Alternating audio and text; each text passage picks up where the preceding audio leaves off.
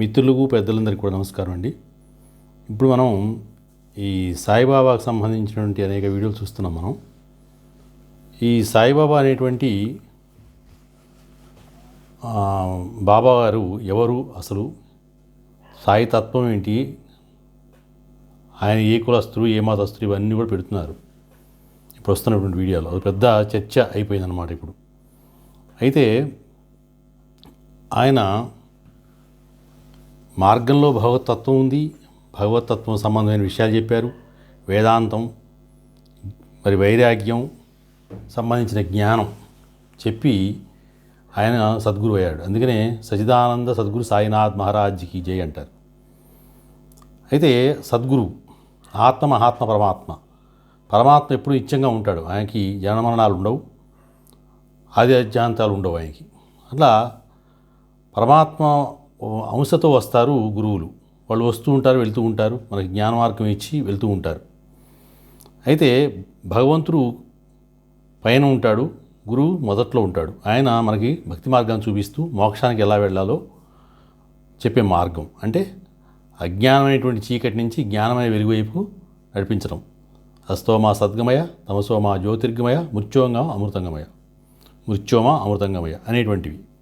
ఈ జ్ఞానం అంతా భారతీయ తత్వచింతనలోనే ఉంది. గురువులు చెప్పేటువంటి మార్గం ద్వారా మనం భగవంతుని చేరుకుంటాం. కాబట్టి గురుస్థానం భగవంతుడు రెండు.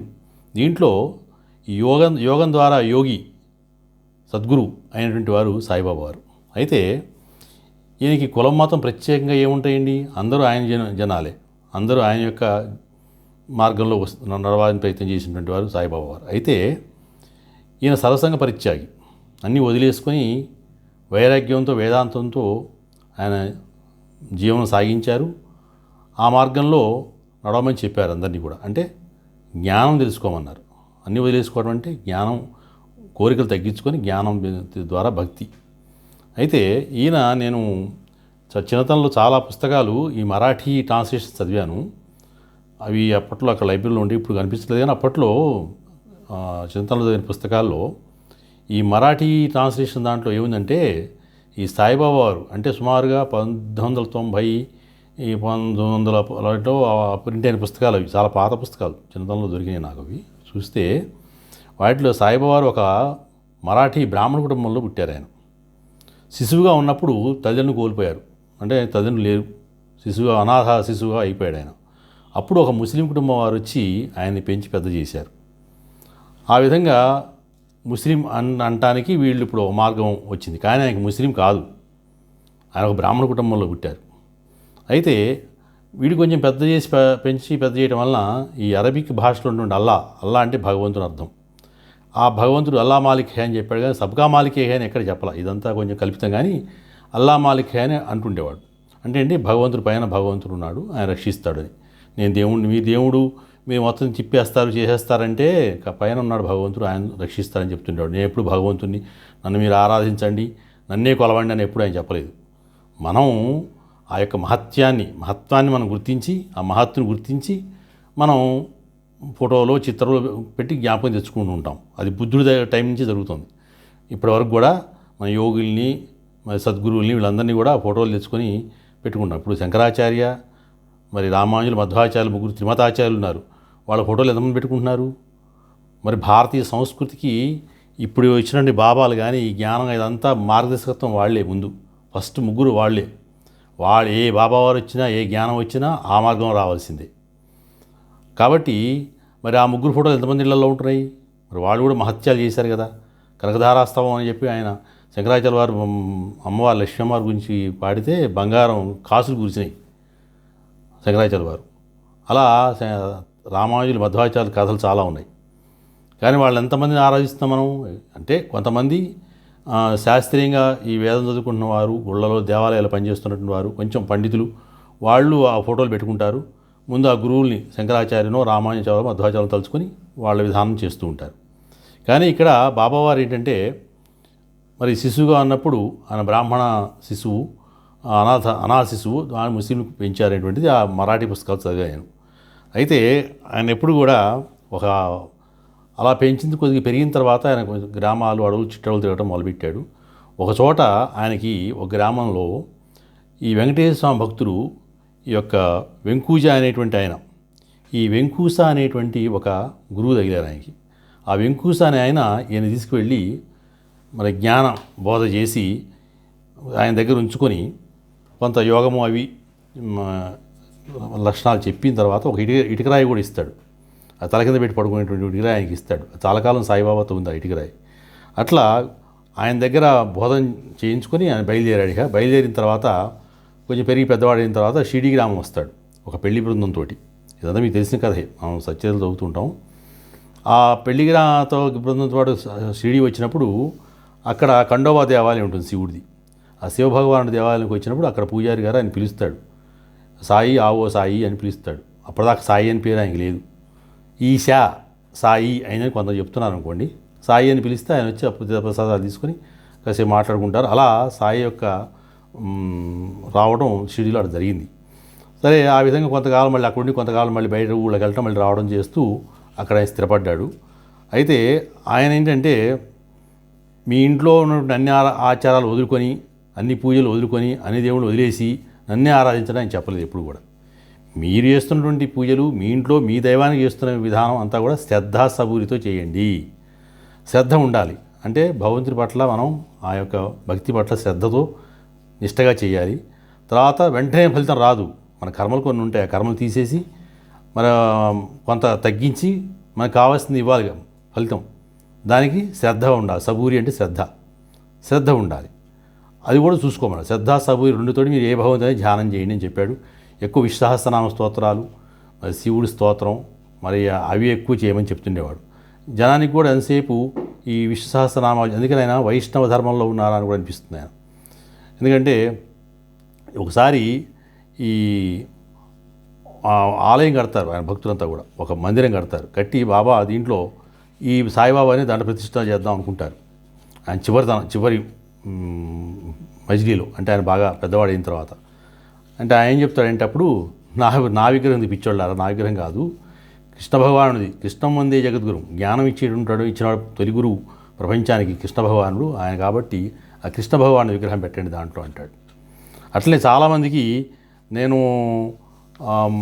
ఈ యొక్క మార్గంలో నాకు విశ్వసహస్రనామాలు చాలా ఈ ఉపయోగపడ్డాయి, నా గుండెను నన్ను రక్షించినాయి, కాబట్టి మీరు విశ్వసహస్రనామం చదువుకోండి అని చెప్తాడు. ఎందుకంటే దానికి విశ్వసహస్రనామానికి ఏంటంటే మనం ఒక టైంలో చదవచ్చు, చదవకూడదని, మడిగట్టుకోవాలని ఇవన్నీ అవసరం లేదు. శుభ్రం కాల్చి కడుక్కొని ఎలాంటి పరిస్థితుల్లో ఎక్కడైనా కూడా చదువుకోవచ్చు విశ్వసహస్రనామాలు. అందుకే విశ్వసహస్రనామం తేలిగ్గా ఉండి చదువుకోండి, దానికి పెద్ద మడి తడి వ్యవహారం లేదు, అవసరం లేదని కూడా చెప్పడంలో అర్థం ఉంది. అట్లనే కొంతమందికి శివుడిగా, కొంతమందికి ఏమో నారాయణమూర్తిగా, శ్రీమన్నారాయణుడిగా, కృష్ణుడిగా, తర్వాత ఆంజనేయ స్వామి వారిగా, వినాయకుడిగా, దత్తాత్రేయుడిగా, ఇలా ఒక భావం తీసుకొచ్చారు ఆయన. ఆ భావంతో మనుషులు భక్తులు ఆ భావం ఎప్పుడైతే ఉన్నాడో భావం తద్భవతి, ఆ భావం ఉన్న వాళ్ళకి అట్లా కనిపించాడని మనకి ఆయన సచ్చరితంలో ఉంది. కాబట్టి ఎక్కువ వైష్ణవ మన హిందూ సంబంధమైనటువంటి దేవతల ఆరాధనలోనే ఆయన ఎక్కువ మనకి మార్గం చూపించారు. కాబట్టి ముస్లిం అంటానికి అక్కడ ఆస్కారం లేదు ఎక్కడ కూడా. కాబట్టి ఆ విధంగా మనకి మరి అట్నే ఒకసారి అయితే బాబా భక్తురాలు ఆమె ఏమంటుందంటే, సాయినాథ మీరు నాకు ఒక మంత్రం ఉపదేశం చేయండి, నేను పెద్ద అన్నయ్యాను కాబట్టి, ముసలివాడిని అయ్యాను కాబట్టి ఆ మంత్రోపదేశం చేసుకుంటూ మోక్షం పొందుతాను అని చెప్పి అడుగుతుంది. అప్పుడు ఆయన బాగా ఆలోచించి 2-3 సార్లు తిరస్కరిస్తాడు. నేను చెప్పేది ఏముండదమ్మా నువ్వు అని తిరస్కరిస్తారు. కానీ మళ్ళీ ఎమ్మడబడినప్పుడు చెప్తాడు ఆయన మంత్రం. రాజారాం రాజారాం రాజారాం అని చెప్తాడు మంత్రం. అంటే రాముల వారిది. ఎందుకంటే మనకు తెలుసు, ఇప్పుడు కాశీలో కూడా మనకి తారక మంత్రం చెప్తారు చెవులు. అటువంటి రామనామం చేసుకోమని మోక్షం వస్తుందని చెప్తాడు ఆయన సాయిబాబా. అక్కడ కూడా అర్థమైంది కదా ఆయన మంత్రం ఇచ్చాడు, అది కూడా హిందూ సంబంధమైందే కదా. రాజారాం రాజారాం రాజారాం మంత్రం ఇస్తాడు. కాబట్టి చాలామంది చేత ఈ యొక్క జపతపాదులు బంద్ చేయించడం, మరి ఆయన యొక్క విశ్వాసనామం ఆయనకి ఏ విధమైనటువంటి లాభం ఇచ్చిందో కూడా చెప్పాడు ఆయన. కాబట్టి అన్ని జీవుల్లో కూడా భగవంతుడు ఉన్నాడు. జీవులకి ఆకలి తీర్చి సేవ చేయమని చెప్పాడు. భగవంతుడి సేవ చేసినట్టు అవుతున్నాడు. జీవుల యొక్క ఆకలి తీరిస్తే, జీవులకి అన్నం పెడితే భగవంతుడు పెట్టినట్లే, భగవంతుడు తిన్నట్లే అని చెప్పాడు. ఎందుకంటే అన్ని జీవుల్లో కూడా భగవంతుడు ఉన్నాడు అని చెప్పేటువంటి భగవతత్వం ఆయన చెప్పారు, ఆ జ్ఞానం చెప్పారు. కాబట్టి ఇంకో ఏంటంటే ఎక్కడికన్నా ఒక 3 ఇళ్ళు 5 ఇళ్ళు ఆయన భిక్షాటం చేసేవారు. అప్పట్లో బ్రహ్మచారులు కానీ వేదం చదువుకున్నటువంటి సన్యాసాశ్రమం స్వీకరించే వాళ్ళని ఎవరైనా కూడా 3-5 ఇళ్ళు భిక్షాటం చేసేవారు. ఆ దాంట్లోనే ఆయన మిగుల్చుకొని ఎక్కువ శాతం ఈ జీవులకి, కుక్కలకి, పిల్లులకి, వాటికి పెడుతుండేవారు ఆయన. వాటి ఆకలి తీర్చేవారు. అవి ఎట్లా భగవంతుడు ఉన్నాడని, వాటిలో భగవంతుడు చూడవచ్చు. భగవతత్వం అంటే అదే అని చెప్పడం ఆయన ఉద్దేశం. అంతేగాని మొత్తం రాగా నాకు ఇచ్చేయి, నాకు దాచేసుకుంటా అని చెప్పి ఆయన ఎప్పుడు చేయలేదు. ఎవరైనా డబ్బులు ఇస్తామండి ఎమ్మడబడితే ఒక 2 రూపాయలు మాత్రం తీసుకునేవారు ఆయన. ఒక 2 రూపాయలు తీసుకునేవారు. తర్వాత అలా 2 రూపాయలు తీసుకుని తర్వాత నూనె తెచ్చుకొని నూనె ద్వారా దీపావళి పండగప్పుడు ఇతర రోజుల్లో కూడా దీపాలు వెలిగించి పెట్టేవాడు. ఆ ద్వారకామాయలో ఆ మసీదు, పాడుబడ్డ మసీదు, దాంట్లో నివాసం ఉన్నాడు ఆయన. దానికి ద్వారకామాయ అని పేరు పెట్టుకున్నాడు. ఆ ద్వారకామాయని పిలిచిన తర్వాత దాంట్లో దీపాలు పెట్టుకొని జ్ఞాన మార్గం చూపిస్తాయి. వెలుగు, గురువు అంటే వెలుగు, జ్ఞాన మార్గం చూపించేవాడు, చీకటి నుంచి వెలుగులో తీసుకొచ్చేటువంటి గురువు అనే ఉద్దేశంతో ఆయన దీపాలు వెలిగించి ఆనందపడుతుండేవాడు. అలా అందరిని చేయమనేవాడు. దాని భావం అంటే ఇదే, మనం జ్ఞాన మార్గంలోకి రావడం అనమాట, చీకట్లోంచి. అలా ఆయన ఈ హిందూ సంబంధమైనటువంటి పండగ దీపావళి బాగా చేసేవారు. దీపాలను బాగా వెలిగించుకునేవారు. అందరికి కూడా మరి నేను దేవుని కాదు, భగవంతుడు పైన రక్షిస్తాడు, అల్లా భల్లా కరేగా, అల్లా రక్షా కరేగా అనేవాడు. అల్లా అంటే అరబిక్ భాషలో భగవంతుని అర్థం. ఆయన కొంచెం ముస్లిం సంబంధమైనటువంటి ఇంట్లో పెరగటం వలన వాళ్ళు పెంచారు కొద్ది కాలం. అల్లా అనేటువంటిది ఆయనకి వచ్చి ఉండొచ్చు. కానీ 99% మాత్రం హిందూ సంబంధమైనటువంటి విషయాలే ఆయన ఎక్కువగా ఆయన దాంట్లో ఉన్నాయి. మనం చాలా విషయాలు తెలుస్తాయి. కాబట్టి ఇంకా ఏంటి, ముఖ్యంగా ధుని, ఆ ధుని ఉంటుంది. ఆ ధుని అనేది అగ్నిహోత్రం. అది హిందూ సాంప్రదాయంలో, హిందూ భక్తిలోనే ఉంది. కాబట్టి ఆయన అగ్ని కూడా పెట్టేవాడు, ధుని పెట్టేవారు, ఆ పొగ ధూపం పెట్టేవారు. దానిలో ఏంటంటే మనం చేసిన పాపాలు ఇవన్నీ కూడా దాంట్లో దహించబడతాయి అని చెప్పి దాంట్లో కొబ్బరికాయలు వేస్తుంటారు. అట్లా ధుని ద్వారా ప్రార్థించి ఆ తత్వం దాంట్లో అంటే ఆ అగ్నిహోత్రం పెట్టడం కూడా హిందూ ధర్మ ప్రకారమే ఆయన ఆచరించారు సాయిబాబా వారు. కాబట్టి ఆయన జ్ఞానజ్ఞ స్వరూపుడు. ఆయన ఏ మతం అని చెప్పలేం. ఆయన వేదాంతి, వేదాంతం, వైరాగ్యం, దయ, సహనం ఇవన్నీ ఆచరించి చూపించాడు సాయిబాబా వారు. కాబట్టి ఇంకా సత్యసాయిబాబా వారు కూడా నేనేమో 3 జన్మలు నావి అని చెప్పాను సత్యసాయి, పుట్టపర్తి సత్యసాయిబాబా వారు. ఏంటంటే ఆయన షిరిడీ సాయి, సత్యసాయి, ప్రేమసాయి 3 అవతారాలు అని చెప్పారు ఆయన. షిరిడీ సాయి అయిపోయింది, సత్యసాయి అయిపోయింది, జ్ఞానసాయిగా వస్తున్నానని చెప్పారు. మరి అది ఆయన పుస్తకాల్లో ఉంది, జ్ఞానసాయిగా వస్తున్నారు. అది ఎప్పుడో ఏటో కూడా తెలియదు.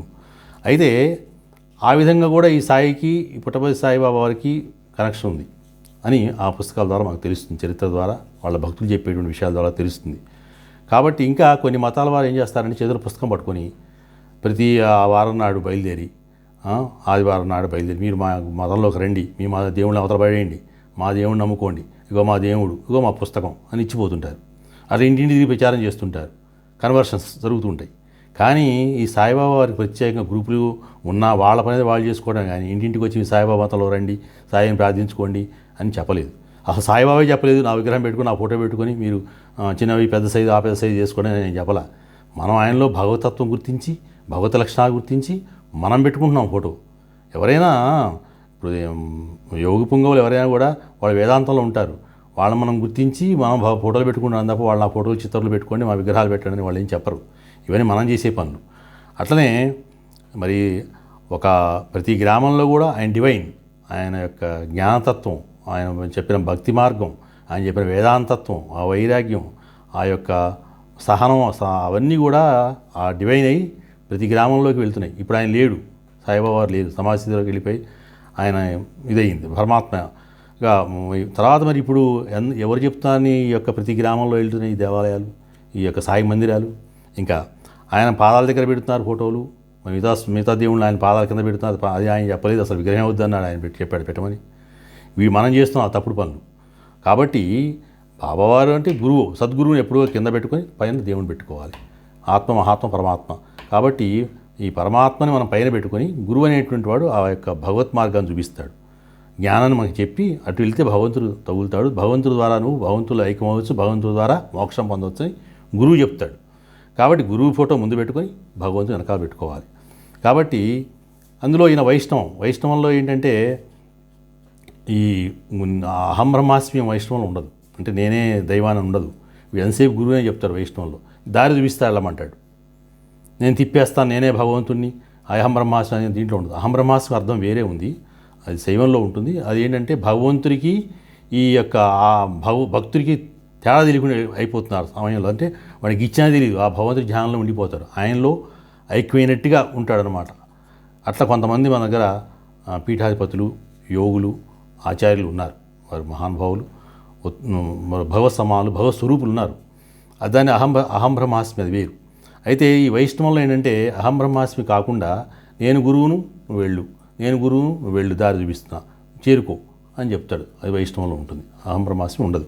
అలా ఆయన వైష్ణవం మార్గం కూడా కొంచెం ఎక్కువ ఉందేమో అనిపిస్తుంది ఈ విధంగా. కాబట్టి మరి ఆయన పాదాల దగ్గర పెట్టడం అనేది మనం చేస్తున్న తప్పు. కానీ సాయిబాబా వారు నా పాదాల దగ్గర మీ దేవుళ్ళని తెచ్చిపెట్టుకోండి, నేను పెద్ద, నేను ఎక్కువ ఆయన ఎప్పుడు ఏం చెప్పలేదు. అసలు అవి మనం చేసేటప్పుడు పనులన్నీ ఆయన చేయమని చెప్పలేదు. కాబట్టి మనం ఈ యొక్క జ్ఞానం తెలుసుకోవడం, భక్తిగా నడుచుకోవడం, సహనం అలవర్చుకోవడం, జీవులన్నింటిలో భగవంతుని తెలుసుకోవడం, జీవులన్నింటి కూడా ఆకలి తీర్చడం, అదే భగవత్ సేవ. కాబట్టి అందరి పట్ల కూడా క్షమ, దయ, సహనం, శాంతం, దైవత్వం యొక్క గుర్తించి ఆ మార్గం నడవండి అని చెప్పి నడిపిన వాడు సాయిబాబా. కాబట్టి ఈయన ఒక మతమా, ఒక కులమా అని కాదు మనం చూడాల్సింది. ఆయన చెప్పినటువంటి భగవత్ మార్గము 99% మాత్రం హిందూ మార్గంలో ఉందని నేను చెప్పదలుచుకున్నాను. అది విషయం. శుభం.